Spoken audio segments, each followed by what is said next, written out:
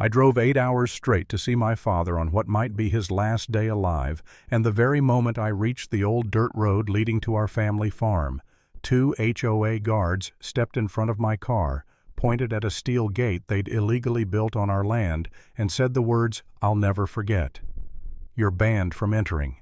I didn't know it then, but behind that gate, they had already broken into my father's house, stolen his safe, and shredded the last pieces of his life. I wasn't even supposed to be awake that early. My body usually doesn't accept movement before 7. But that morning something dragged me out of bed long before dawn. This heavy feeling like a storm was already waiting for me. My phone had several missed calls from a number I didn't know, and when I finally picked up, a nurse told me my father had suffered a massive heart attack. Critical condition. Unresponsive. For a moment, I didn't know what I was supposed to feel. My father and I hadn't spoken in 3 years, not since he told me I wasn't his son anymore for leaving the farm and moving to Chicago. But hearing a stranger say he might not survive, that hit something deeper than anger. I threw on the stiffest jeans I owned, grabbed my old boots and my go bag, and by sunrise I was already halfway out of the city, driving west with nothing but silence and the hum of tires under me. The farther I got from Chicago, the more the landscape stretched out into open fields and endless sky. And the closer I came to the place I once called home, the more this knot of unease twisted in my chest. My father was stubborn enough to fight zoning boards, developers, surveyors, and anyone who tried to touch a single inch of his 5,000-acre property. So what the hell could have pushed him so far that he collapsed outside a liquor store? A man who hadn't had a drink in 30 years. I texted my friend Leo, an FBI agent, just to get my thoughts straight. Heading to the farm. Something feels off. Ever heard of Greenhaven HOA? He only replied, "I'll check. Something about them smells wrong." By the time I reached the little county hospital, the world felt smaller, heavier.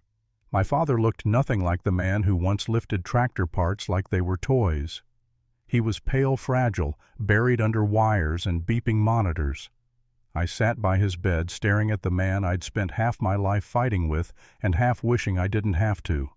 The doctor told me they found him disoriented outside that liquor store, that he had been under immense stress, that they didn't know what caused it. But I had a guess, and that guess only grew stronger when I left the hospital and drove toward the farm and found a 12-foot steel gate blocking the entrance. New metal fresh paint, a corporate logo slapped onto it like an insult to the land it violated. A white Ford Explorer sat beside it with 2 guards dressed like they were auditioning for a low-budget paramilitary movie. I rolled my window down and said, "I'm going to the Carter farm. This is my father's property." The tall one smirked. "Yeah, about that. This land's under HOA jurisdiction now. You're not on the approved list." "Approved list?" I asked. "For my own home." He crossed his arms like he was posing for a brochure titled "How to Be Condescending." "Rules are rules, buddy." Buddy.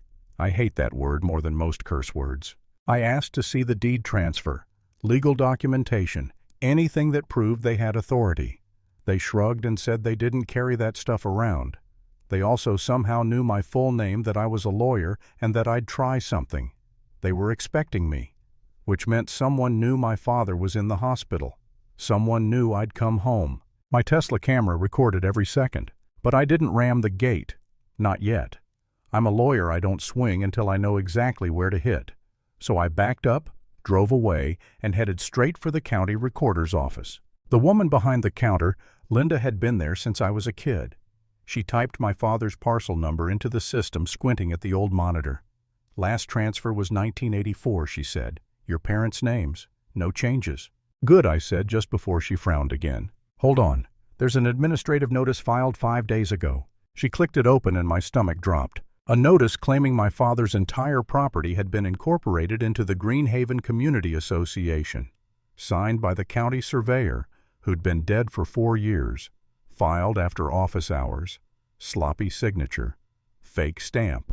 It wasn't just illegal, it was idiotic and insulting. I had Linda print every page with certified stamps. When I stepped outside with that stack in my hands, the lawyer in me woke up fully. My father wasn't just attacked by fate. Someone was actively trying to steal his land while he lay unconscious in a hospital bed. I recorded a voice memo in my car documenting everything, then turned on the dash cam and drove straight back to the gate. The guards were waiting for me. The gum-chewing one grinned. "Didn't get the memo yesterday, you're banned."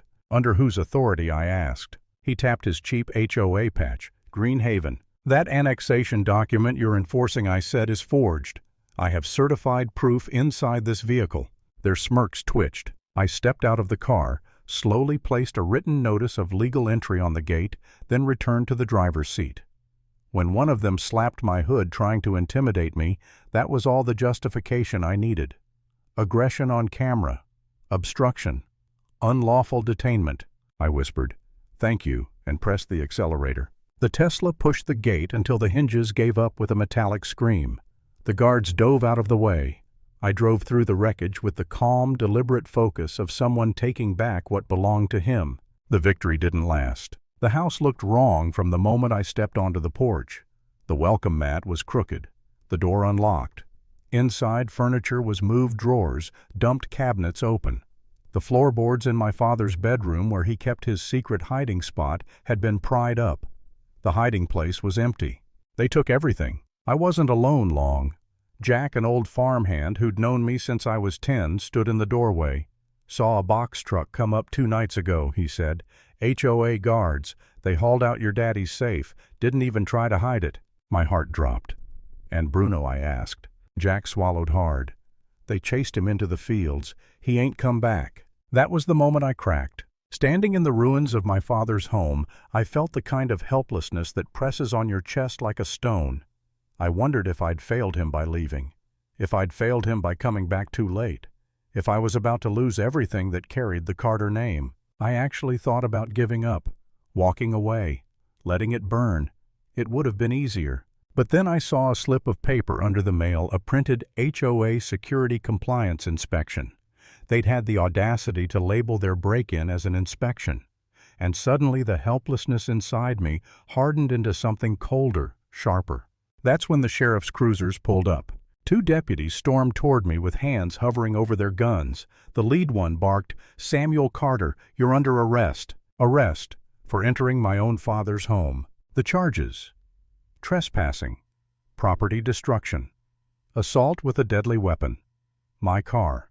All spoon-fed directly from Karen Blake, the HOA president.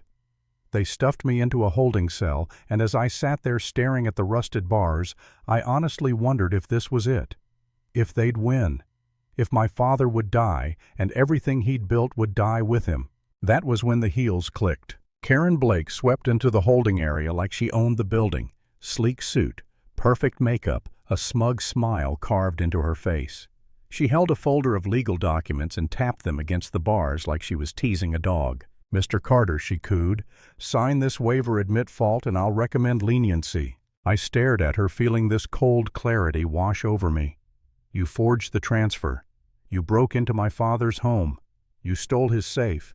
And now you're staging an arrest to keep me out of your way." She froze just for a split second. Then she hissed, "You have no proof." I smiled. "You should have done your homework." Before she could reply, the front doors slammed open. FBI agents stormed the sheriff's office, badges raised, and behind them Leo. The deputy looked like he wanted to evaporate. Karen looked like she'd swallowed fire. Leo stared her down. "Mrs. Blake, coercing a detainee into signing legal documents is a federal offense. Thank you for supplying the evidence." Karen went pale as the agents cuffed her wrists. But her downfall was only beginning. Leo took me with him to the Greenhaven headquarters, not as a suspect, but as a witness. When the FBI rammed the front door open and agents flooded the hallways shouting, "Federal warrant, step away from the computers," it felt like watching justice get dressed in full armor. In a back room, agents found my father's safe ripped open with a crowbar. In Karen's office, under a warm desk lamp inside a little velvet pouch, sat my mother's wedding ring, the one Dad kept locked away for decades. The breath left my body. They hadn't taken it for evidence. They hadn't even bothered to hide it. Karen kept it like some twisted trophy. I pocketed the ring, felt its weight, felt every scar it carried.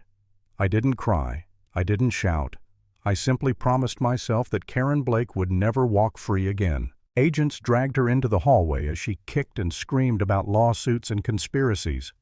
Leo stood there, arms crossed, unimpressed. "Your career is over, Mrs. Blake," he said calmly. And it was. Emails exposed the entire scheme, a planned multi-county land seizure disguised as HOA expansions.